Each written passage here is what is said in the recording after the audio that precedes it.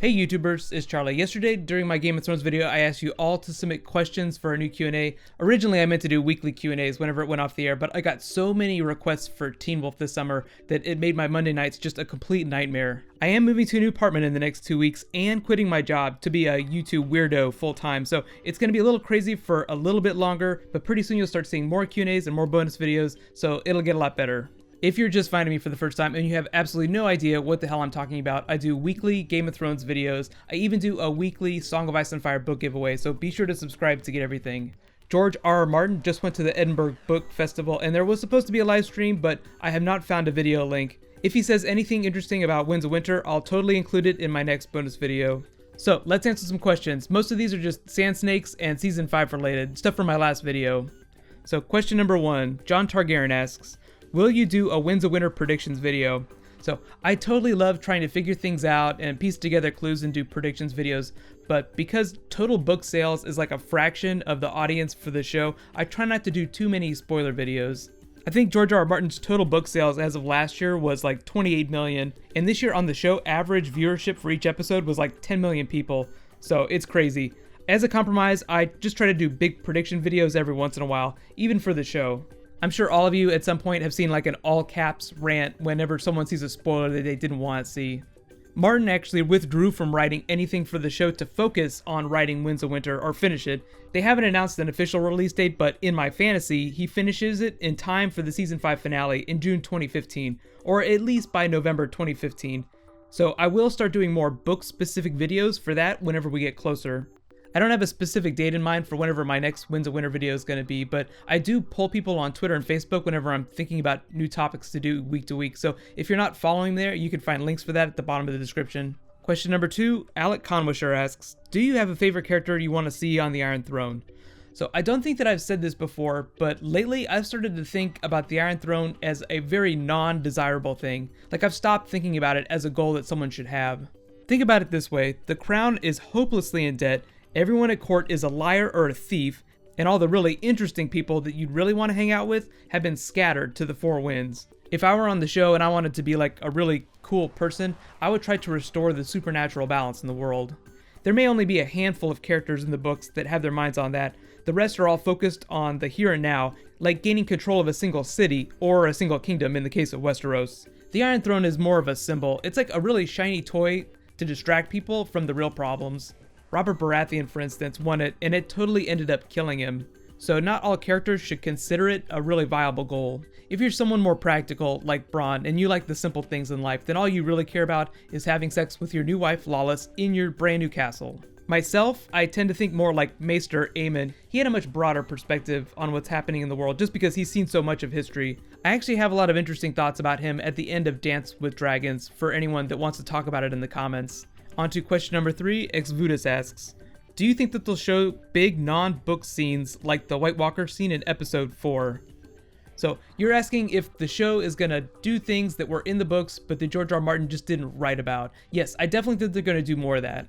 They said that they're gonna go even further off book for a number of reasons, which means there's an even better chance they'll include something that they think is really important regardless of whether or not George R. R. Martin chose to include it in the books. I think a really good example would be showing us the creation of Robert Strong.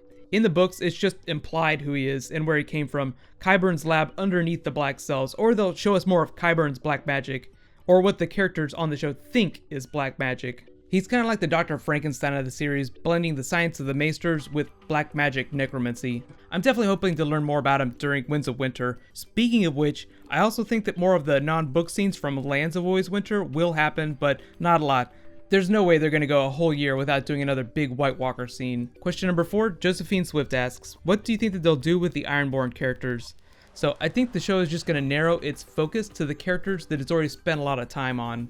Theon, for all intents and purposes, is the Ironborn storyline, even though last season Yara said that he was not her brother anymore, just because he'd been consumed by the Reek persona. The Ironborn aren't completely gone, I just think they'll take the Victarion and Euron moments and give them to Yara. Like whenever they cut out Edric Storm and gave his story to Gendry.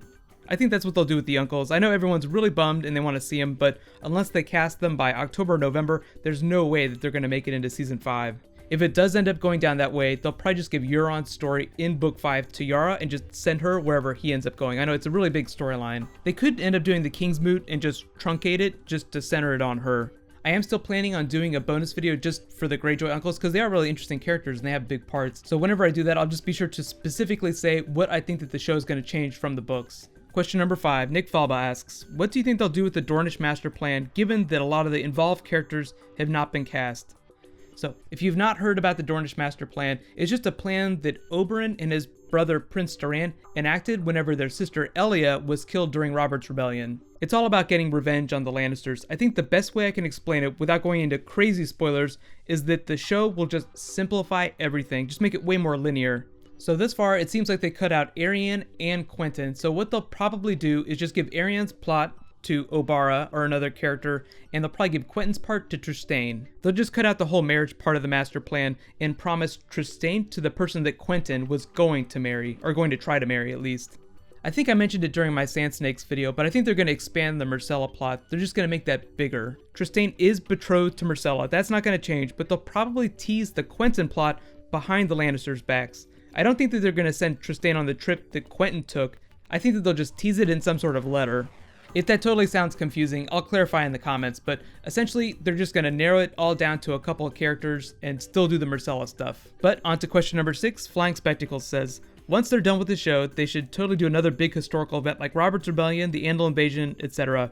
Yes, all great suggestions. Yes, HBO is definitely developing another Game of Thrones spin-off type show right now. The show is a huge deal at HBO. This year it became their most watched series of all time, meaning it's making them more money than anything next to their sporting events, or at least driving subscriptions. They don't advertise, so profits are typically measured in premium subscribers. It's the same deal at AMC with Walking Dead. It's so profitable for AMC that they're going to continue to do Walking Dead content till the end of time.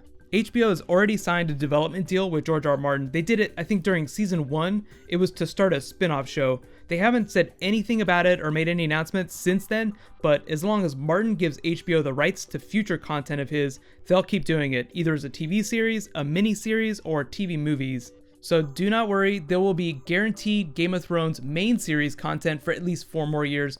After that, it'll either be a mini-series or TV movie, who knows, or just a regular old spin-off series. Question number 7, Albert A asks, do you think that they're going to take out Jaime's story in book 4 or just do it later? So if you watch the spoilery part of the Sand Snakes video I posted, essentially he and Bronn are just going somewhere else. They'll probably just cut out all the River Run stuff completely. The King's Landing stuff he's involved in I think is going to stay the same just because it's a pretty big deal. Moving on to question number 8, Captain Jack asks, that's an awesome name, was the picture of Bradley James a coincidence or did my spoiler casting dreams just come true? So that was totally just me using a picture of someone that I thought looked like Harry Harding. That happens all the time. There's like a billion characters in A Song of Ice and Fire, but there's not pictures for most of them. So whenever you talk about a historical figure that there's no media for, you just have to get creative. If I were like a halfway decent artist, I would totally just try and make my own drawings, but I am the shittiest artist in the world. I suppose there's always a chance that Brad James could make it on the show, but usually they cast lesser known actors. Jonathan Pryce is the exception this season just because he's a really big actor. It gives you an idea for how much weight that they're going to be placing on the High Sparrow. That's who he's playing if anyone hasn't seen the casting video. Jonathan Pryce is playing the High Sparrow. But on to question number 9. BH06 asks, with the death of JJ Murphy, what do you think that they're going to do up at the Wall? So for anyone who hasn't seen the news, an actor named JJ Murphy just died after filming like 4 days on Game of Thrones. The character he was playing was Dennis Mallister. He was going to be the biggest candidate to succeed J.R. Mormont as the next Lord Commander. The producer said that they're not going to recast the role, but they'd only filmed for about 4 days, so they still had scenes left to finish with him. What they'll probably do is just write around it and speed up to, whoever the next Lord Commander is going to be. If you've read the books, just use spoiler tags whenever you're commenting about it, but they're probably just going to speed that up. And last question, number 10, Jeeves Machine asks, Charlie never replies to me and it makes me sad. I am totally sad that you feel like I don't comment back to you, but you actually have replies turned off, and it brings up a really interesting thing that I don't get to talk about very often. If you look at your comment here, it means no one can reply to you, otherwise the reply button would appear like the green mailer here below you. So really big request from me to you guys, please turn replies on so we can all talk to each other. Remember, please be nice, I will delete troll comments. If some of you are having problems commenting, it might be because you haven't bound your channel to a Google Plus account. New comments won't work if you haven't done that yet, and no one will be able to reply to you, so please do that so other people can talk to you. Also, second really big thing, please upload an avatar. I think like half the people's questions that I picked on this did not have avatars. I always love to show off your faces in my videos whenever you leave comments that I really like, but I can't do that if you don't have an avatar. If you're not sure how to upload an avatar because of the new Google Plus thing, you upload it on Google Plus and it'll just automatically syndicate to your YouTube channel. So thank you so much everyone for submitting questions, and once I move to my new apartment in a couple weeks, I will totally do a room tour. It's just going to give me an opportunity to make all this look just a little bit nicer. It'll be a little bit more fun. My next bonus video, like I said yesterday, will totally be for the Faceless Men, but real quick, the winner of this week's book giveaway is Time Vampire 83. You get your pick of any of Martin's books or short stories, paperback or Kindle. I will message you on your channel for details, so be sure to check your inbox. There was a new Doctor Who trailer that dropped that I'll be doing a video for tomorrow, but in the meantime, you can click here to learn about all 8 of the Sand Snakes, and you can click here to learn about the big changes that Season 5 is making to the books. Thank you so much for watching. I'll see you guys tomorrow. High fives.